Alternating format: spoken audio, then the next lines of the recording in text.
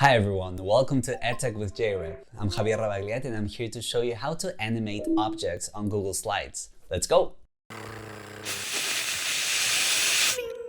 To animate objects on Google Slides, all you need to do is click on the object you want to animate and then click on the Animate button on the toolbar. Alternatively, you can click on the Insert menu and then click on Animation while your object is selected. That will apply a default animation to your object, and you could either leave it like that or you can change the animation that it's gonna apply to the object. For example, if I wanted to fly in from the top super fast when I click on my mouse, this would be the option that I should select. I can add multiple animations to one object and change the way those animations interact with the object. For example, after it flies in, I want it to fade out. After previous means that this animation will start as soon as the previous one is over. And if I want to test it before I present it, I can click on play to see a preview of it. That was so fast that I didn't even see it. So I'm going to change the setting and make the first one a bit slower. To preview it again, I click on play. That's the first one. And then the second one fade out. On the animation panel, you're going to see all the animations that have been applied to the objects of the slide you're on. So you can make modifications from this panel that will affect different objects. For example, if I want the last animation to happen first, I just click and drag it to the top. And I want them all to happen without me having to click more than one time. Let's test it. You can see the yellow indicator telling you where in the timeline you are now. After you're done with all your animations, you can check how it looks like in present mode. And there you will see that they work in the exact same way. So that's it. I hope you found this helpful.